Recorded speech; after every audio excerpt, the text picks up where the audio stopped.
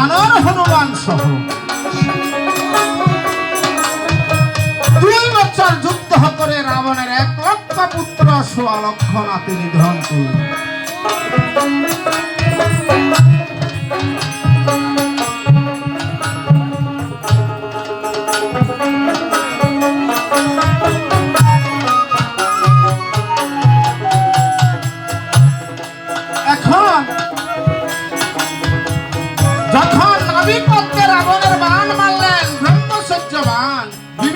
কথা অনুযায়ী রাম লক্ষণকে বললেন, লক্ষণ তরাই করে যাও,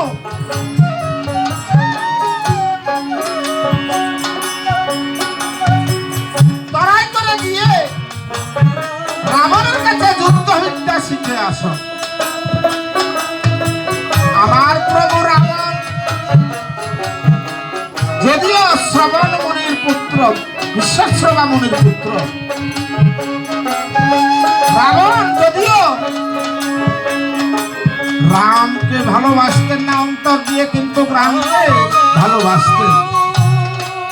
মৃত্যুকালে আমার ভগবান দর্শন করা সহজ সাধ্য ব্যাপার নয়। যে মৃত্যুকালে রাম নাম জপ করে, কৃষ্ণ নাম জপ করে মৃত্যুবরণ করবেন বা দর্শন করে মৃত্যুবরণ করবেন, তারা কোনোদিন স্বর্গে যাবে না, তারা বৈকুণ্ঠে যাবেন, তাদের জন্ম মরণ আর হবে না।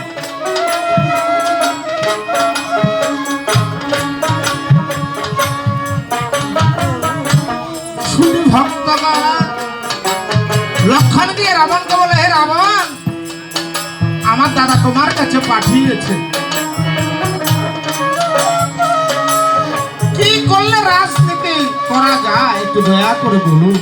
বলে, লক্ষণ রে, আমার এখন মৃত্যুর সময়, আমার বেশি সময় নেই, আমি অতি অল্প সময়ে মৃত্যুবরণ করতে যাচ্ছি। তোমার দাদা আমাকে ব্রহ্মচর্য মাল মেরেছে, আমার 7 জনম আমি স্বয়ং রামের মতো প্রভুকে দর্শন করে মৃত্যুবরণ করব। তবে লক্ষণ, শুভ কাজ শীঘ্র, শুভ কাজ কোনোদিন দেরি করতে নাই, আর অশুভ কাজ চিন্তা ভাবনা করে করতে হবে। আমি মনে করেছি একটা স্বর্গ হইতে না এর মর্তে একটা রাস্তা করবো, কিন্তু সেই সময় আমি পেলাম না। আর আমার বোনের নাক কাটার দায় আমি কুমন্ত্র যখন মনে এলো, আমি সীতা চুরি করে নিয়ে আজ আমার মৃত্যুর পথে পতিত হয়েছে।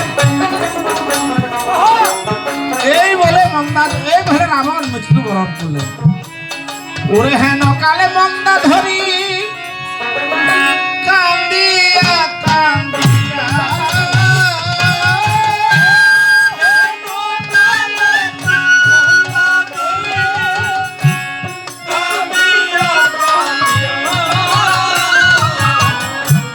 রাবণের তরন্তরে লুটাইয়া পড়ি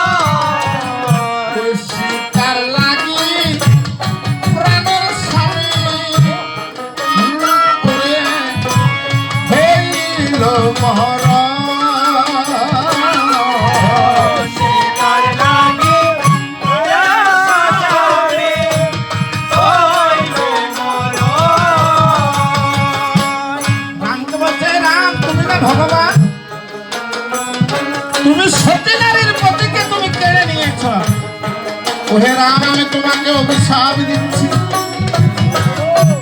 আমি মন্দাদরীর স্বামী রাবণকে তুমি নিধন করেছ, আমি অভিশাপ দিয়েছি, একদিন সীতার বিরহে তুমিও একদিন পাগল হয়ে দেহ রাখবে রাখবে রাখবে। এইদিকে হনুমান অশোক বনে গেল সীতাকে উদ্ধার করে আনতে।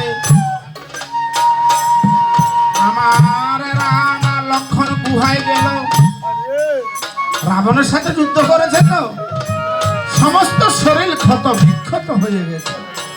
আমার প্রভু রামের রাবণ কম শক্তিধর ছিল না। লক্ষণ কি করলো? ওষুধ জোগাড় করে দাদার অঙ্গে অঙ্গে ওষুধ লাগিয়ে দিচ্ছে আর মর্দন করছে, রামের চরণ মর্দন করছে। হেন কালে দেখে যে রাম নয়ন জলে ভেসে যাচ্ছে।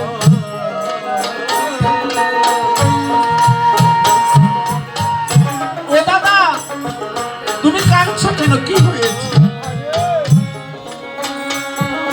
রাম বলল রে লক্ষণ রে,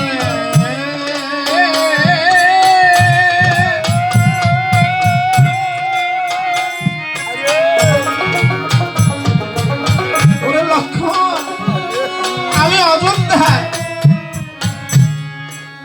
গিয়ে তো বাবাকে আর পাবো না। বাবা আমাকে বলো দিয়ে আমার সঙ্গে মৃত্যুবরণ করেছে, কিন্তু আমার মা 14 বছর আমার মার, আমি তো একা পুত্র।